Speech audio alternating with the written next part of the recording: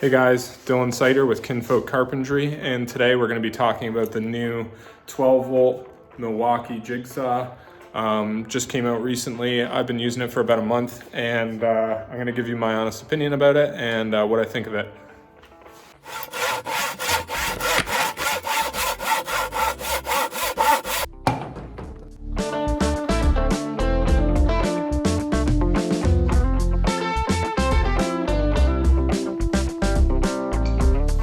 All right, so here it is. Kind of see the size of it compared to my hand. Yeah, it's a great size. The reason I bought it is in a previous video, I showed that big crown molding job I did. I think the video is tips and tricks on crown molding. So I basically bought this saw primarily as a coping saw. So this is my other jigsaw, the one I've been using for probably 4 years. It's a good tool. There's nothing like too fancy about it. It's kind of their baseline cordless saw. But why I didn't want this for coping is, first of all, the D handle versus the barrel grip and a trigger. The trigger is like really hard to kind of work as you're working it upside down. And it's just huge. It's just big, bulky.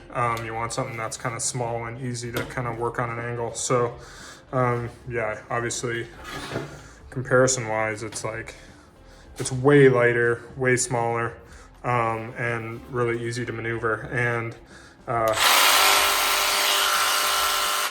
it stays on with just a switch on and off, and you have your speed adjustment here.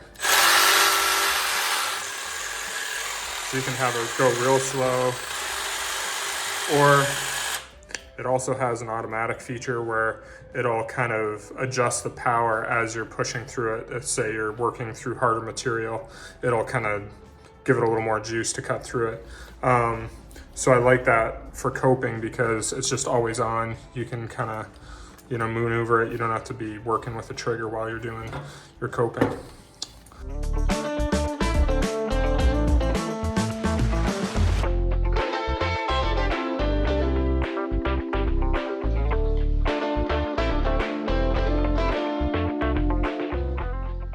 Doesn't have like a quick lever to adjust the angle, so you just need to use the Allen key, get in there, loosen it up, and you can push forward and adjust your angle left to right, and then you pull back and it'll pull into square and just tighten it up, and that goes into there. Another neat feature is when you remove this, it actually has a place. You can see right here, it has a place to store a blade.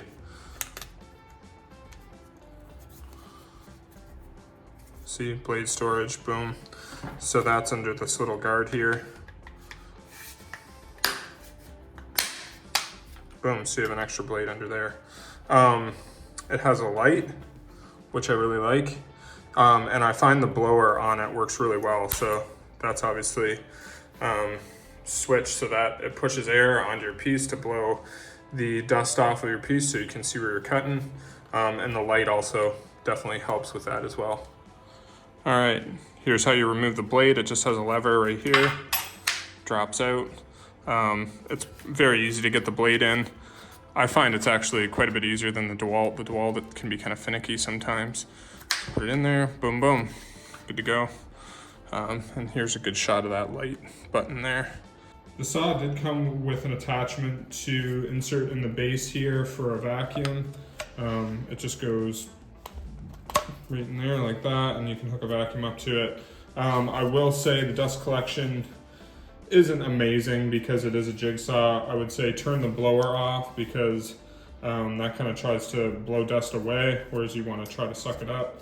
So, I mean, I don't ever really plan on using this. With a coping foot, the last thing I kind of want is a vacuum attached to me while I'm trying to cope. So I don't see myself using it a ton, but it's definitely a feature if that's something that's really important to you.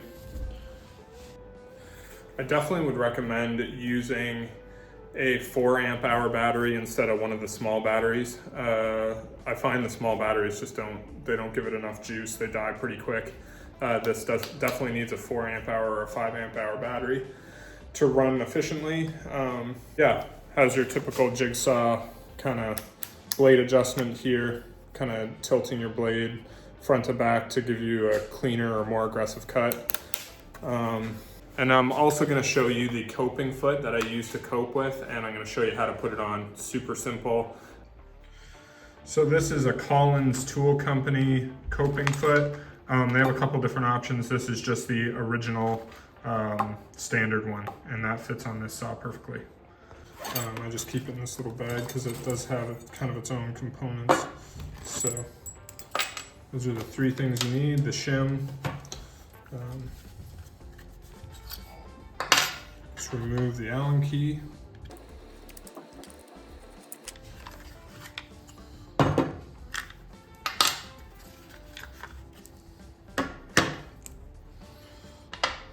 Make sure you don't lose those pieces, obviously. And this just goes right like this. It needs the shim in the front, so you place the shim kind of right in front of the hole, just like that.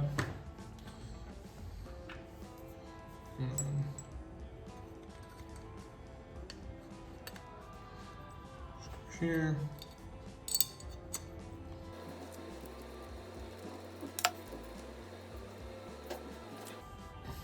Boom. So there, it is installed, and you can see it there.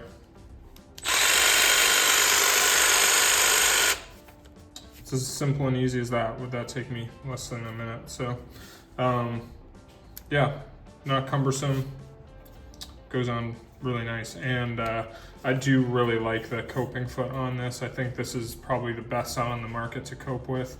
Very small, super easy to maneuver. Yeah. All right, here's an example of the automatic setting. It's gonna start off really low, and then it'll kind of speed up as it adjusts to the wood you're cutting through. So.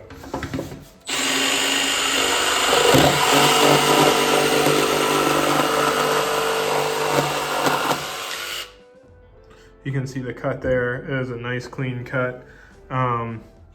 I like to use reverse cut blades when I'm cutting finished material because they leave a really nice cut.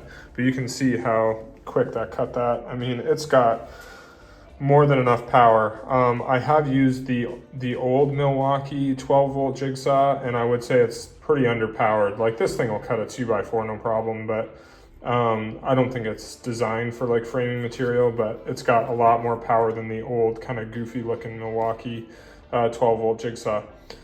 So I think it was a much needed upgrade on their part.